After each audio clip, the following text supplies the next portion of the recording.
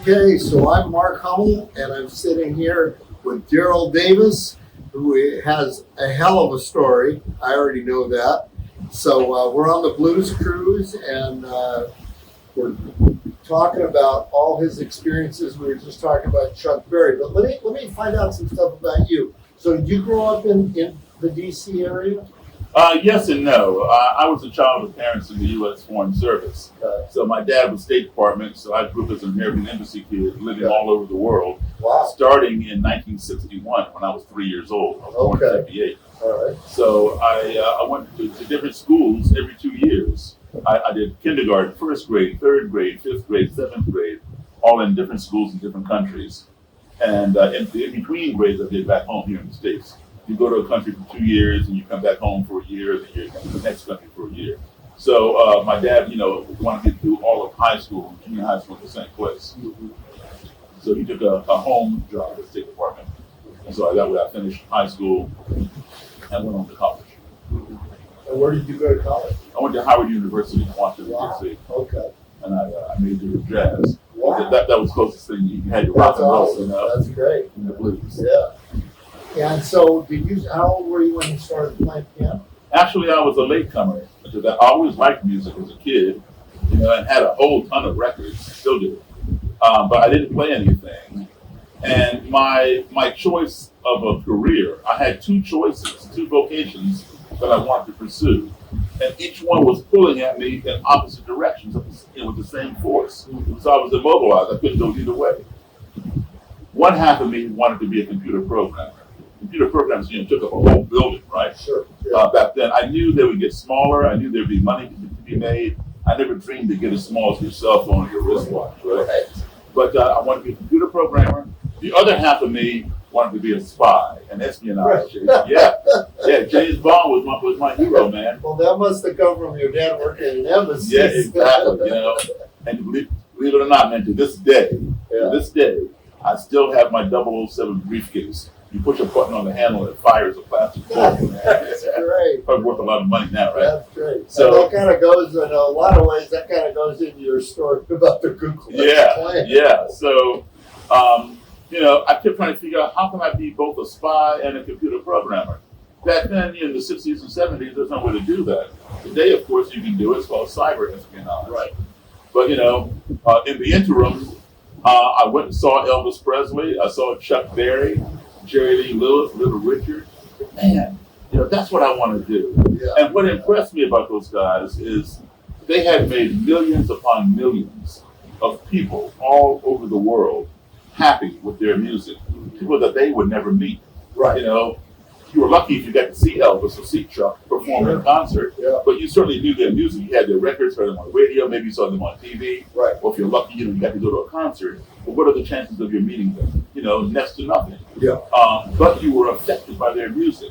I thought that was the coolest thing in the world, to be able to touch somebody and not meet them and make them happy. So I said, that's what I want to do. And I liked that, early rock and roll, that pioneer rock and roll. Yeah. So how can I play like Chuck Berry? How can I play like Elvis, like Jerry Lee, like Little Richard? You had to listen to what they listened to. Right. Because there was no rock and roll before them. Right. So what were they hearing? They were hearing old country music, Jimmy Rogers, Hank Williams. Right. They were hearing the Grand Ole Opry. They were hearing big band swing, jump blues of Louis Jordan, boogie-woogie, gospel, Muddy Waters, Howling Wolf, all this stuff. So I began listening to that, and it got to the point where I figured, okay, I want to play with Chuck Berry. There's a piano player that's playing all this cool stuff. Right. If I can learn to play like that, maybe one day I'll get the chance to play with Chuck, right? And I was back then, they weren't listing the backing musicians on albums and stuff, right? And they didn't put the pictures of those guys, just the main people. So it got to the point where I could identify piano players. Oh, that sounds like that Johnny Johnson guy that plays like Chuck Berry. Plays with Chuck Berry. Oh, that sounds like Pine Top Perkins, or Sunnyland Slim or whoever. Right. I could identify them by the sounds. Like, anybody can say, well, that's B.B. King, that's Freddie King, that's Albert King, without seeing them, just the licks. Right. And I went, everything I'd read about Pine Top Perkins, he was old. Yeah. And I was young, he was very old, and I thought, he passed away. And I went to see Muddy Waters in Washington, D.C. one night. And then I was underage, but I always looked older than I was. So the guy didn't even card me, right? Right. Let's go to the cellar door. And go in there, and Muddy's playing, and it sounded great. The piano player played just like Pine Top Perkins. I didn't know, who he was. Because I'd never seen Pine Top, right? And then Muddy played the song Caledonia. Right. And he's giving harmonica solos. He had Jerry Portnoy and Lewis Myers on guitar, who was Little Walker's guitar player. Calvin Fuzz Jones, Bob Margolin, and Willie Big Eye Smith, and later Guitar Junior. But anyway, in Caledonia, he's passing around the solos. He goes, "Take it, Pine Top." I said, "Oh my God, that's the guy. That's Pine Top. I got to meet this guy." That's right? Yeah. So after the show was over, I went around upstairs to the backstage dressing rooms. I knocked on the door, and Guitar Junior opened the door. And come on in. And I came in, and there's Buddy and Fuzz and Willie all playing cards. Right? And I said hello to Muddy, but I wanted to see Pine Top. Right. And first thing I said was, Muddy says, "How you doing, young man? You enjoyed the show?" I said, yeah. Where's Pine Top? He goes around the corner, right? I go around the corner, and Pine Top was standing there in the kitchen drinking something. And I shook his hand, talked to him, and I said, "Hey, man, would you have lunch with me tomorrow?" He goes, "Well, I got a radio interview at 2 o'clock, but after that, I ain't doing nothing short." Just as friendly as can be. Right. So I went home after the show. My parents are in bed, crashed out, right? And I said, "Listen, Pine Top Perkins is going to come over tomorrow for lunch before his show back at Cellar Door. You need to make them lunch tomorrow." And they're like, "Daryl, go to bed." I said, "No, I'm serious." And, go to bed, right? So I went to bed. Next morning, I get up and say, "You got to make him lunch. I'm going to go down and get him." Well, they didn't believe he was going to come. Really? And so I'm walking down the driveway to my car, and my dad comes up the door and says, "Now, Daryl, listen, you probably met Mr. Perkins, and I'm sure he's a nice man. I'm sure he's very nice to you, but these people don't know you. He's a very busy man. He's not going to come out here to have lunch with you. He's just trying to make a young kid feel good or whatever." Right. And I said, "No, he gave me his room number in the hotel. I'm going to pick him up at whatever time it was." It's okay. Well, if you go down there, and you do see him, and he declines to come, don't try to coerce him. Just thank him for his time and be nice, but understand he has other things to do." I said, "No." He said, "All right, come." So I went down to the hotel. You give me the room number. I went up. His door was cracked open, and I knocked and said, "Come in." And I opened the door, and there he was, sitting in his suit and tie and his hat, all ready to go. Right. So, back then we didn't have cell phones, right? Right. And so I brought him home, and my mom and dad's jaw almost hit the floor. Like, "Oh my God." Of course, my mom hadn't cooked anything, So we go down to my basement, and my dad asked him what he wanted to drink. He liked Hennessy, Courvoisier, cognac, or something. Right. Whatever it was, my dad had in the bar. Right.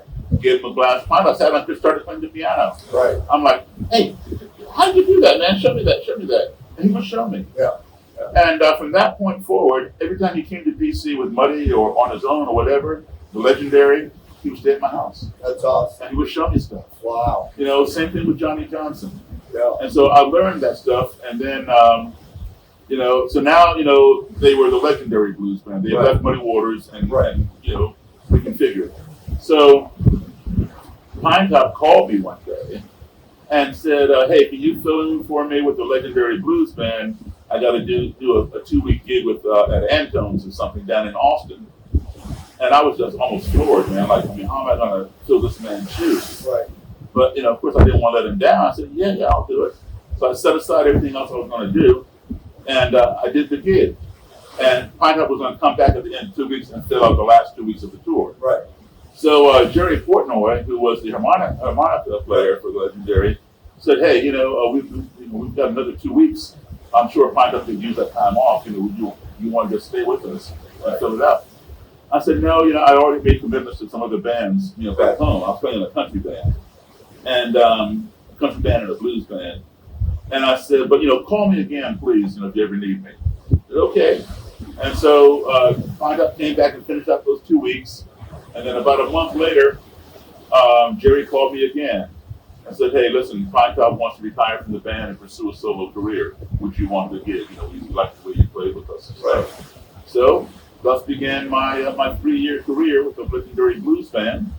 And after 3 years, I left, but I took everything that I had learned from the business-wise, and how to do things on the road, etc.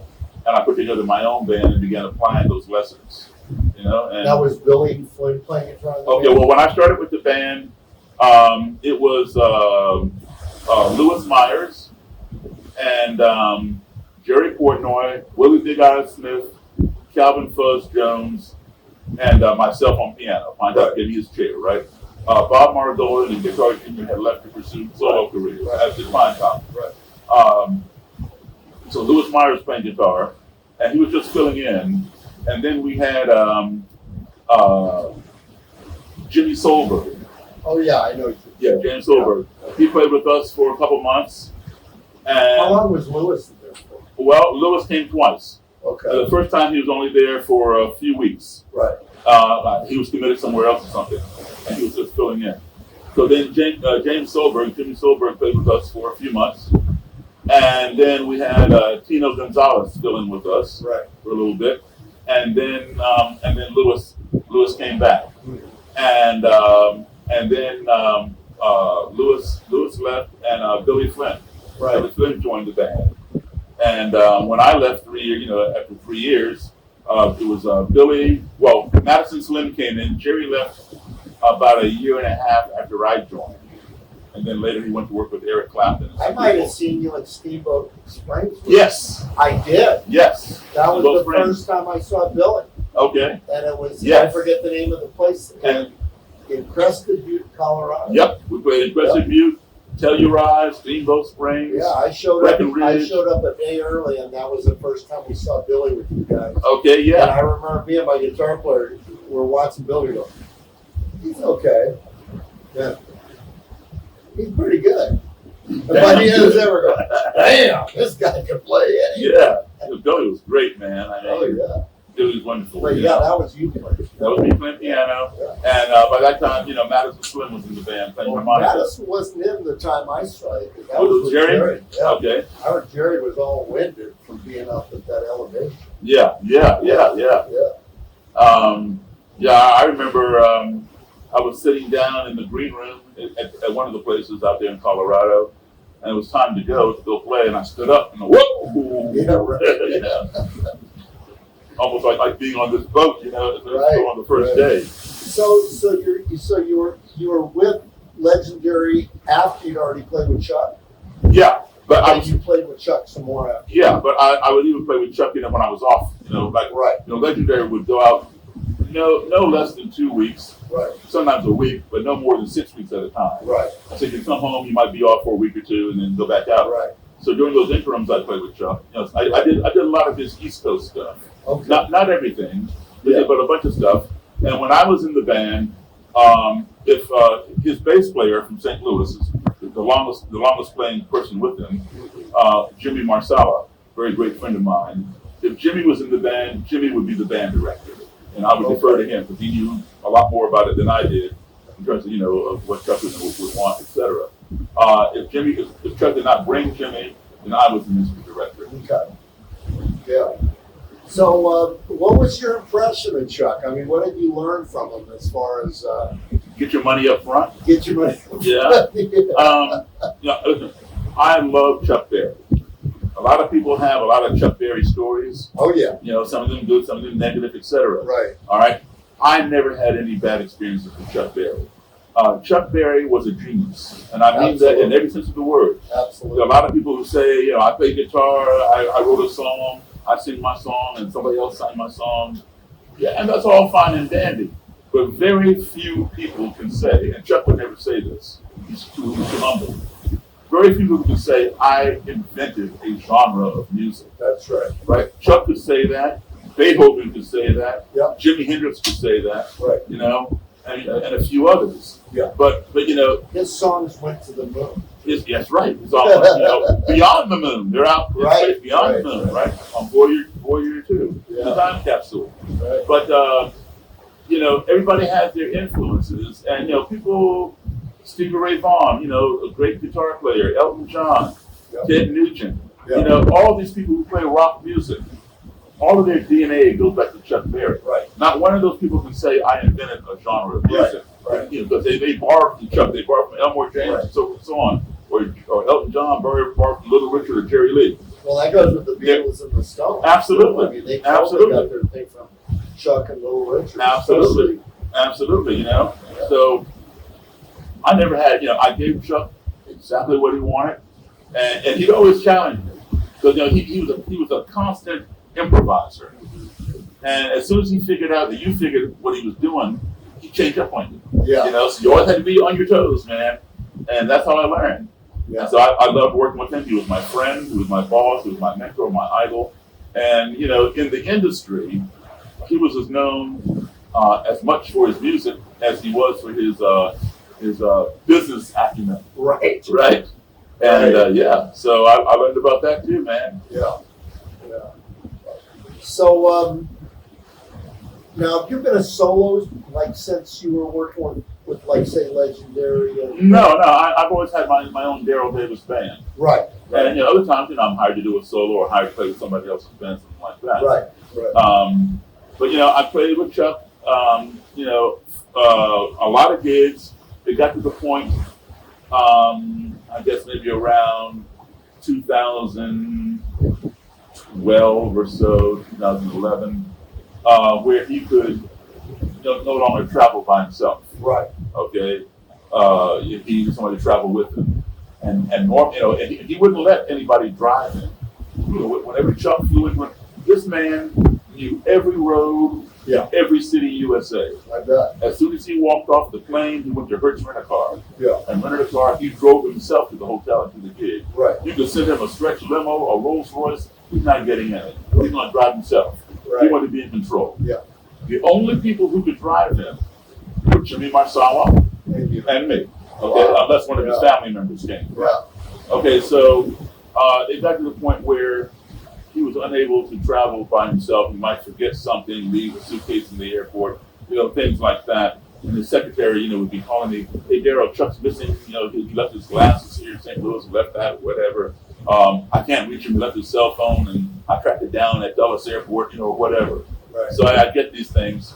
And so now he had a house band in St. Louis that consisted of his son, his daughter, his local drummer, Keith Robinson, his son, Charles Berry, Jr., Right. Keith Robinson on drums, my friend Bob Lohr on piano, and Jimmy Marsala, of course, on drums. So he would play at a place called Blueberry Hill. Right. One Wasn't Wednesday he a one month. of the owners at one point? Well, I don't know about that. Joe Edwards, was the owner, Okay. and he and Joe were very, very tight. Right.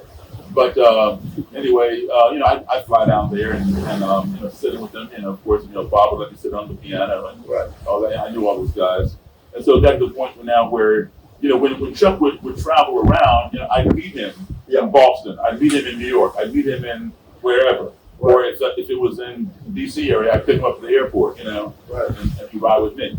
But now he needed somebody to go with him. I could pick him up at point B. Right. He needed somebody from point A. Right. From Right. St. Louis. Yeah. So Right. he began bringing the house band from Blueberry Hill, Okay. the ones I just described. Right. And so that from that point on, I wasn't really needed to play with him. Right. He already had his house band. Right. But I still go see him. He'd have you sit in and stuff. Right. Yeah. Yeah. So I want to get into the thing about because I read this and it totally blew my mind about you going to Ku Klux Klan meetings and convincing these guys to leave the Klan over a period of time. Yeah. Now I don't like to say that I convinced them. Well, that you somehow you were able to get through to them in a way. That, I was I'm still doing those things. do you? Yeah, I have been. I won't say that I converted anybody. I say they converted themselves. Right. I have been the impetus for over 200 white supremacists, That is so consisting of KKK, neo-Nazis, alt-right, etc., to give up that ideology. Yeah. And as a result, many of them have given me their robes and hoods and swastika flags and all kinds of stuff. Wow. Now, how did that happen? How did that start? Okay, well, I mentioned I played in a country band. Right. My first positive experience with the Klan, there was a bar in a town called Frederick, Maryland, which is about an hour and 20 minutes outside of north of Washington, D.C. Right. It's called the $Silver Lounge. Now, country music had fallen off the charts a while back, but a movie came out called Urban Cowboy, Right. with John Travolta, a lot of country music, mechanical bull, Right. line dancing. Right. And so country came back in favor, and they were now in the top 40.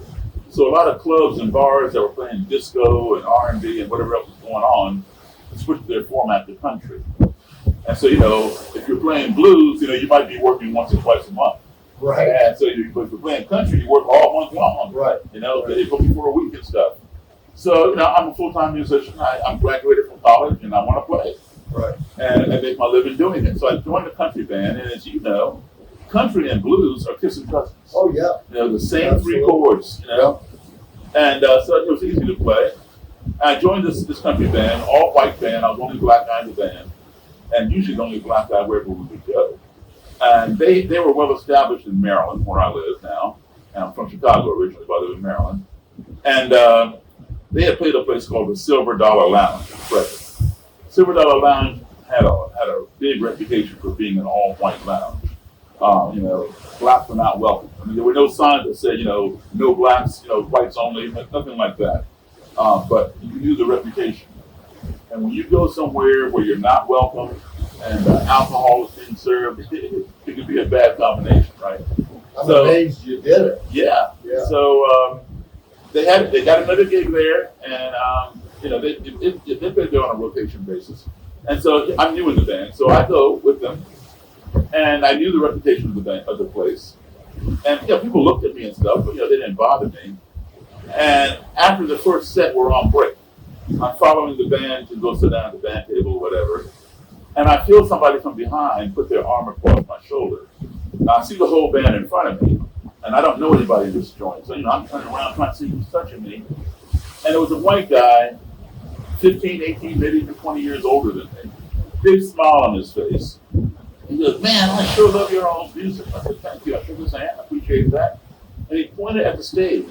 He said, "I've seen this here band before, but I ain't never seen you before. Where'd you come from?" And I explained, "Well, yes, I just joined the band, but yes, they played you before. It was my first time." He goes, "Man, I sure love your piano playing. This is the first time I ever heard a black man play piano like Jerry Lee Lewis." I was not offended, but I was rather surprised that given this guy's age, being that much older than me, because I was born in '58, Right. So I wasn't there during the heyday of Great Balls of Fire or whatever, right? Given he's much older, I was surprised that he did not know the black origin of Jerry Lee Lewis's piano style. Right. And I proceeded to explain to him that Jerry Lee, got his style from the same place I did, Right. from black, blues, and boogie-woogie piano players. Right. That's where that rockabilly, rock and roll style comes from. Yeah. Oh, no, I ain't never seen no black man play like that except for you. I'm thinking, okay, this guy doesn't get out much. He didn't see Fats Domino or Little Richard, Right. And so I said, "Look, man, I know Jerry Lee Lewis. Jerry Lee is a good friend of mine. He's told me himself. He didn't believe I knew Jerry Lee. But he was fascinated with me and wanted me to come back to his table and let him buy me a drink. I don't drink alcohol, I never did. I go back to his table, let him buy me a cranberry juice. He pays the waitress, takes his glass, and he clinks my glass and cheers me. And then he says, this is the first time I ever sat down with a black man and had a drink. Now I'm totally mystified. Because at this point in my life, I had sat down with thousands, tens of thousands of white people or anybody else, had a meal, a beverage, a conversation. Right. How is it that this guy had never sat out with a black guy before? Yeah. And I know for a fact that there are black people in Frederick, Maryland. I've seen them. So how did he somehow miss them? And I innocently asked, I said, why? He didn't answer me. He stared down at the tabletop. I asked him again. I said, why? His buddy sitting next to him said, tell him. I said, tell me. And he says, I'm a member of the Ku Klux Klan. Just like that. And I burst out laughing at him because I didn't believe him. Wow. I know a lot about the Klan. Yeah. And I know they don't just come up and embrace a black guy and want to hang out and buy him a drink and converse. Right. It doesn't work like that. Right. So I figured, okay, this guy probably figured out I was jerking him around about Jerry Lee, and he's going to jerk me around about the Klan and some crap, right? I'm trying to justify that response. Right. And while I'm laughing, going along with this joke, he's in his pocket, pulling out his wallet, and handed me his Klan membership card. Wow. Look, whoa. Yeah. You know, I recognize the Ku Klux Klan insignia, which is the red circle, white cross, and blood drop. Right. This thing is for real. Yeah. You know, so I stopped laughing. It wasn't funny anymore, and I gave it back to him. And we talked about the Klan and different things. And he was very friendly. He gave me his phone number. He wanted me to call him and let him know the next time I was coming back here, because he wanted to bring his friends with the pointed hats. Whoa. And his Klansmen and Klanswomen. And as he put it, to see the black guy who plays like Jerry Lee. Now, I'm not sure he called me the black guy to his friends. Right. That's how he called me, right? So anyway, like I said, the band, you know, got on a 6-week rotation with other bands. So I called the guy on a Wednesday or Thursday and said, hey man, you know, we're gonna be down at the $1 on Friday and Saturday. Come on out. He'd come both nights. He'd bring Klansmen and Klanswomen. You know, they come in their street clothes. Right. And they'd gather near the stage and watch me play with the band. And what was really funny was this, right? Because I'm black, you know, they would request Charlie Pride songs, right? Kiss an Angel Good Morning, Right. you know, and whatever else, you know, he did, Crystal Chandeliers and all that Right. stuff.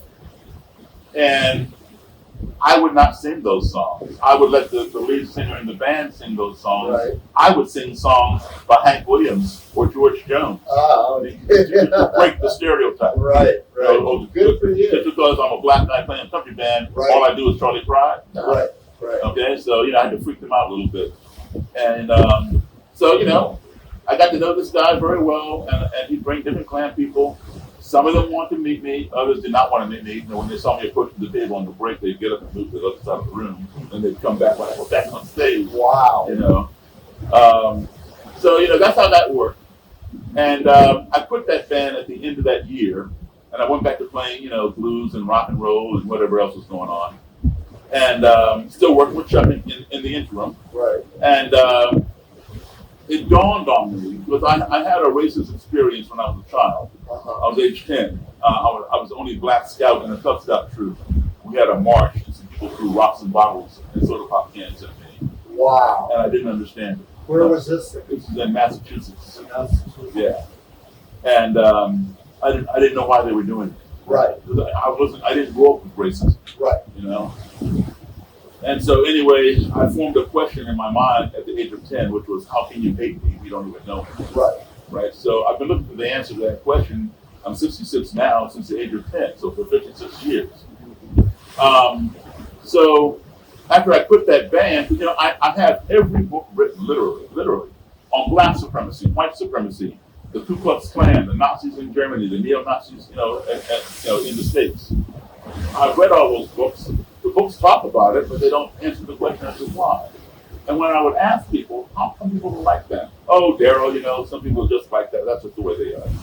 That's not a good enough answer. I need to know why. And so, you know, I've been looking for the answer to that question. So, a couple years after I left the country band, you know, I lost track of the Klan guy, but I had no reason to, you know, keep in contact with him. And then it dawned on me, Daryl, you blew it. The answer to your question, how can you hate me if you don't even know me? The answer to your question fell right into your lap. You didn't realize it. Because who better to ask that question of than someone who would go so far as to join an organization that has over 100-year history of practicing hating people. You ever heard of an organization practicing hate, you know? And hating people who don't look like them and people who don't believe as they believe. So I said to myself, Daryl, you know, get back in contact with that Klansman. You know, get him to set you up with the Klan leader from Maryland. Interview that guy.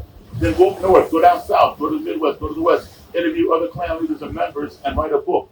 Because no book had ever been written before mine, and not since, by a black author on the Ku Klux Klan. Yeah. Okay, from the perspective of sitting down face to face like we're doing, interviewing the guy, right? 2 books have been written by black authors that dealt with the Klan. But each author wrote about how he escaped a lynching, one in the 1930s and one in the 1940s. But not from sitting down interviewing their prospective lyncher. Right. That's what I wanted to do. Right. So I got back in contact with that Klansman from the Silver Dollar, and I had to persuade him to give me the Klan leader's number and address and all that kind of stuff. He was out of the Klan when I got back, when I reconnected with him. And he didn't want to do it. He was fearful for my safety and for his safety if we were to bring a black guy to this guy. Right. And so he reluctantly gave me the guy's information on the condition that I not tell him where I got it. So that's how my thing started. And How did the guy react when you called? Well, I didn't call him, and before I left, this guy who gave me the information, he said the Klan leader from Maryland at the time, his name was Roger Kelly. He told me, Daryl, do not fool with Roger Kelly, he will kill you. And I said, well, that's why I need to see him. Why would he kill me? Because my skin color. I need to understand that. Right. He's like warning me, don't fool with Roger Kelly. Well, I'm going to fool him anyway. So anyway, that was that. And so I had my white secretary. And the only reason I say she's white is I can care less what color somebody is. Because I'm thinking, if I call Mr. Kelly, he might pick up in my voice that I'm black. I'm not talking to you quick. Yeah. And my whole project would have ended before it ever got started, right?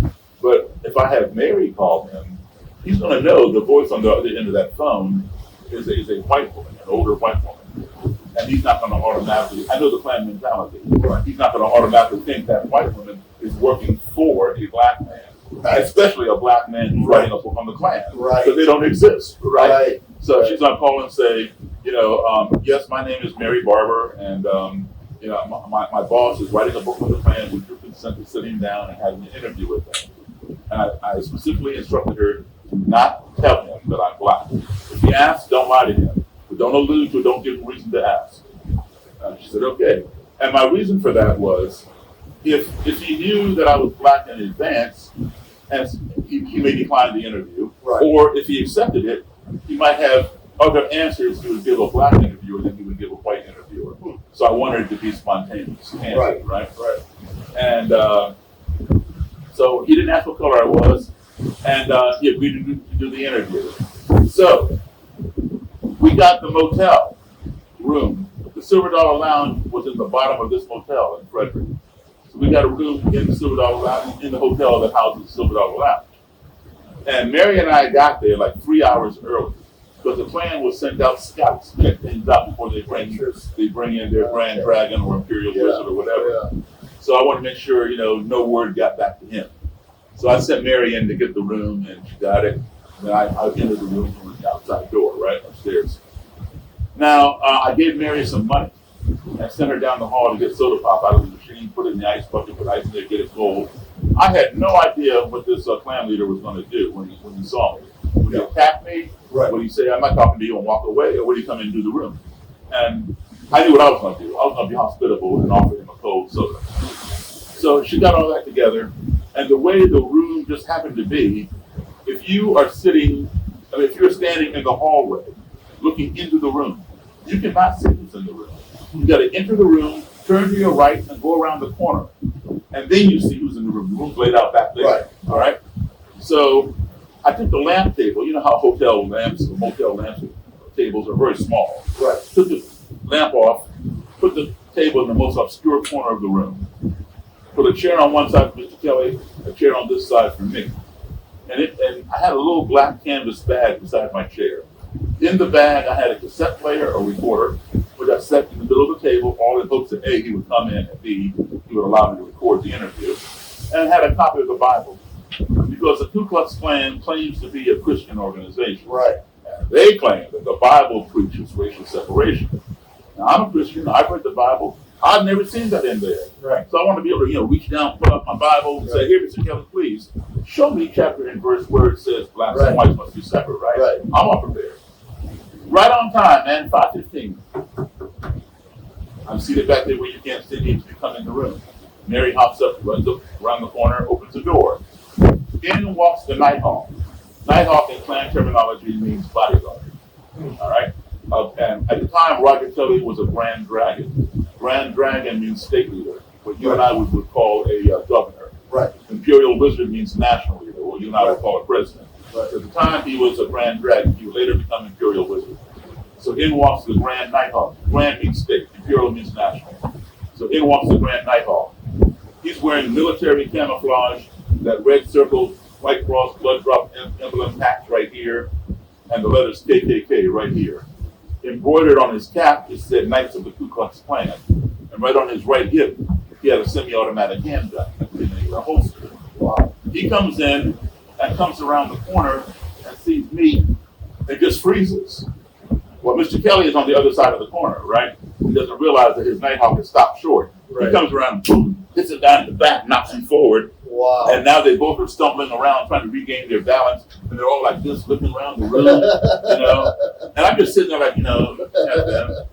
And I can read their faces. Right. Their faces are telling me, they're thinking, is this an ambush? Or did we misunderstand the room number for the desk clerk or something, Right. you know? Right. And I saw the apprehension, so I stood up and I went like this to show my palms. I had nothing in my hands. Right. And I walked forward. I said, "Hi, Mr. Kelly. I'm Daryl Davis." He shook my hand.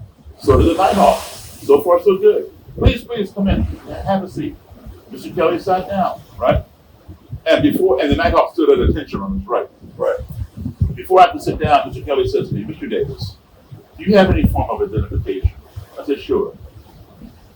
Gave him my driver's license. He goes, "Oh, you live on such and such street in Silver Spring."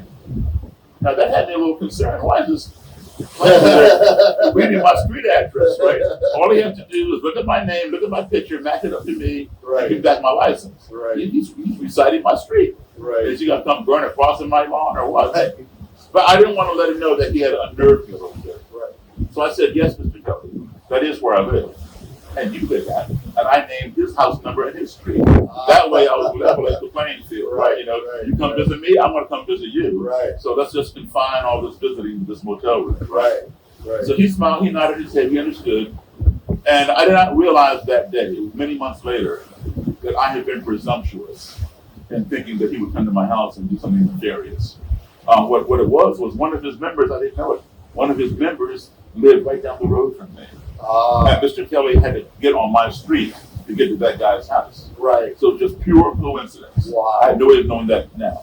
That same member today is in a federal prison in the state of Maine for committing a hate crime. Wow. All right. So anyway, so we got on with this interview, right? Yeah. Every time my cassette clicked, time for refresh the cassette, I'd reach down to get a fresh cassette. If Mr. Kelly said, "Mr. Davis, the Bible says," I'd reach out and get the Bible. Every time I reach down like this, the Nighthawk reach up like this. Like thinking you can pull out a gun. Yeah. But I mean, he's doing his job. Right. I'm the enemy. He doesn't know what's in my bag. Right. So he's ready. All right. I totally understood that. I accepted that. And so every time I reached down, he'd reach up. And he never pulled the gun out, just rested his hand on the butt. Right. So after about maybe 45 minutes of this, shifting thing with Nighthawk and myself, he finally realized there was no threat in the bag. He relaxed. So in and out of the bag, he didn't move. Right. Just over an hour or so into this interview, Mr. Kelly is like right here. I mean, he's less than an arm's length away. There's a small table. And we're just talking. And out of nowhere, there was a very fast, very short noise, like a and we all jumped because it was so out of context. I jumped up out of my chair and I hit the table. All right. Because the noise was so short and so fast, my ear could not discern what it was. So therefore, I perceived it to be an ominous, threatening noise. And I knew Mr. Kelly had made it, because I didn't make it, right? So when I had gone into survival mode, because when you fear for your life, you will do anything and everything to preserve your well-being. Some people, they faint. Because the fear is so great, the brain can't process it and it shuts down. Right. Pass out. I don't do that. Other people, their muscles will constrict and they'll ball up like this. Right. And then, you can be punching them, kicking them, they're not even trying to deflect. That's called paralysis by fear. I don't do that either. Next thing people will do is to run away. That is the best option. When you fear for your life, separate yourself from the source of fear. Get away from it. All right? That would have been what I would have chosen to do had I had that option. Right. There is no outrunning a bullet in a motel room. No. Okay? So that was not an option for me. No. I was not armed. My secretary was not armed. The only person who I knew for sure who was armed was the Nighthawk. Right. I could see his weapon in his holster. Yeah. I did not know if Mr. Kelly was wearing a suit and tie. I did not know if he had a weapon up under his suit jacket or not. All I knew was I'm not armed. I don't want to get shot. Right. So I was going for the fourth option, which was to do a preemptive strike, get them before they get you.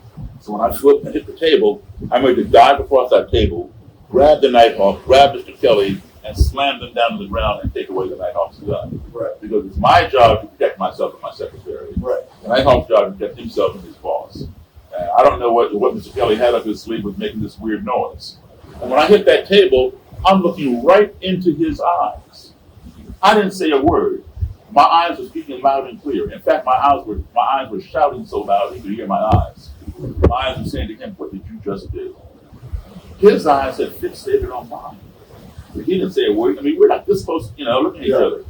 He didn't say a word either, but I could read his eyes. His eyes were saying to me, "What did you just do?"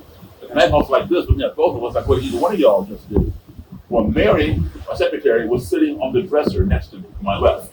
There were no more chairs in the room. She realized what had happened, and she began explaining it when it happened again. And we all began laughing. The ice bucket with the cans of soda in it was sitting to her left. And we knew it was there, but we'd long forgotten about it. We were so engrossed in conversation. Right. The ice had begun melting, and the cans of soda were falling down the ice. That was it. No. Yeah, man. I mean, some people, make the joke, "Oh, you're breaking the ice" or whatever. But somebody almost got shot over a damn ice cube. That's unbelievable. And so this was, I won't call it a learning moment. I'll call it a teaching moment. The learning will come later. But the lesson taught is this: all because some foreign, and circle, highlight the word foreign, entity of which we were ignorant, that being the bucket of ice cans of soda, had entered into our little comfort zone via the noise that it made, we became fearful of one another. Right. The lesson taught is ignorance breeds fear. Right. We fear those things of which we're ignorant, that we don't understand, right? Right. If you don't keep that fear in check, that fear in turn will escalate into hatred, because we hate the things that frighten us. Right. If we don't keep that hatred in check, that hatred will escalate into destruction. We want to destroy the things that we hate. Why? Because they frighten us. But guess what? At the end of the day, we may have only been ignorant because they were harmless. Right. So ignorance breeds fear, fear breeds hatred, hatred breeds destruction. We saw that chain almost unfold to completion. Had the Nighthawk shot somebody, and I, beat the daylights out of one of them, right? So unfortunately, it stopped just short of that last component. We all began laughing and continued with the interview. So that's how my first interview went. That's a pretty interview. Yeah, so I would continue, interviewing people up north, down south, Midwest, West, and over time, even Mr. Kelly, some of these people through the power of conversation. I'm a firm believer that a missed opportunity for dialogue is a missed opportunity for conflict resolution. Nothing gets resolved if you don't talk about it. And if you talk to your worst enemy or your worst adversary, you might be that far apart on the ideological spectrum. But if you spend 5 minutes with that person, you're going to find something in common, and that gap narrows. Right. You spend another 5 minutes, you found more, and now you're here.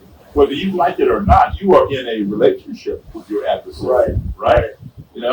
And then you keep on talking, and now you're here. You found so many things in common. You're having a friendship with this guy. Right? By the time you get here, that person is having a cognitive dissonance. And because he's found more in common with you than he's found in contrast. Right. And the simple things that he's found in contrast, such as skin color, and whether you go to a church, a synagogue, a mosque, or a temple, began not to matter anymore. Right. I mean, I don't know why I hated that guy. I mean, he liked the same things I do. And so he's black. Why do we have this much in common? So your introduction to this guy, did you guys ever become friends? Yeah. Did you say? Yeah. I owned it. He went on and moved up to Imperial Wizard, national leader. Wow. He was in charge of 13 states. Wow. Yeah, okay. He and I became friends, and guess what? He quit He renounced it. He didn't do what some people do. They pass, pass it on to your second in command. He shut down all 13 chapters. Wow. I owned his road and hood. What a trip. Yeah. That is amazing. And I got a ton of roads and hoods, just lots of flags, all that kind of crap. Yeah. You know. And so when you continue to do this, you were going to different chapters? Yeah. Is that how you did it? Yeah. And way back in the day, before you and I were born, there was only one Ku Klux Klan, Ku Klux Klan Central, right? And there were chapters of the Central all around the country. But over time, there was a lot of infighting, and chapters broke away or new chapters were formed. So now there's no such thing as the Ku Klux Klan. There are many Ku Klux Klans. Okay, and they're not centralized. So each faction is its own thing. They all have the same bylaws, the same secret handshake, the same passwords, the same titles: Grand Dragon, Imperial Wizard, Exalted Cyclops, Great Titan, all these kinds of things. And they believe in the same stuff and the same colors on their robes that designate their rank. Like green is the grand level, state level. Blue and purple are the imperial level, etc. So, and guess what? If you see any of these groups, these different clan groups together out in public, they will hold a united front, a unified front. But behind closed doors, they hate each other. They're rivals. Yeah. But, you hate somebody else, you basically hate yourself. So let me ask you this. What's the conclusion that you come to about how these guys end up becoming racist like that? Would you say it's like family? Okay, so there's several different points of entry. All right, just name one of them. It'd be like my grandfather's in the Klan, my daddy's in the Klan, I'm in the Klan, my kids are gonna be in the Klan. Right. Family tradition passed down. All right. Just like if you're Jewish and your grandmother kept kosher, your mom kept kosher, right. And now you're keeping kosher. And I've asked some of my Jewish friends, why do you keep kosher? Well, my grandmother did it. They don't even know why they do it, but it's just family tradition, right? Okay, so that's one way. Another way is if you go to an area, if you move to an area that have that good old boy network in that area, and you want to do business there, you have to assimilate because you're an outsider. Right. So you join the local Chamber of Commerce, join the local country club, join the local KKK. Right. And that gets you in, right? Yeah. Just like in some parts of Los Angeles, you move there, it's gang infested. Yeah. Pick and choose your gang. Yeah. Okay, it's like that. Another way of entry, I'll give you a classic example. Depressed towns, like say some coal mining towns. West Virginia or Pennsylvania, all right? The majority of your coal miners are white, and they have worked the coal mines for generations, right? And they go right out of high school. Even if they graduate, they go to the coal mine. If they drop out, they go to the coal mine, right? And that's all they know how to do. Yeah. That's all they know how to do, right? Yeah. And these people are not racist. They're happy. They're being paid good money. They're paying their mortgage, their rent, their car note, or whatever it is they got to pay. They're paying the bills and taking care of their family. They're happy, not one racist on their body. Well, guess what?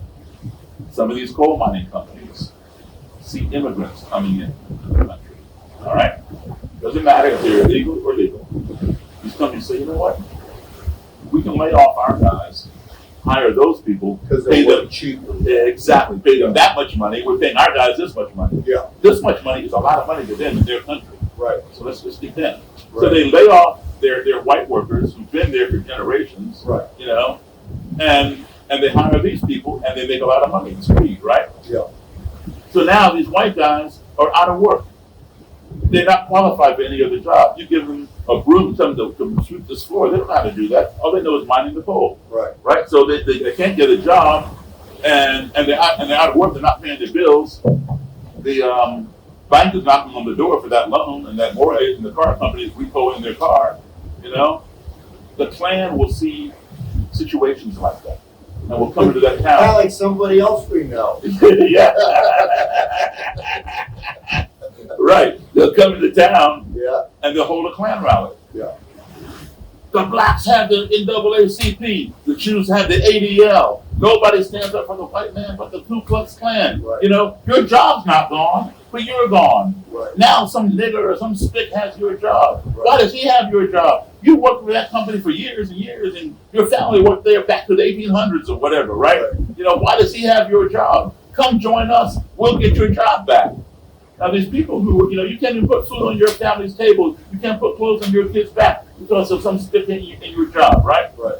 So these people who were never racist, they began thinking, well, you know, they got a point. I mean, my job is still there. The job never terminated.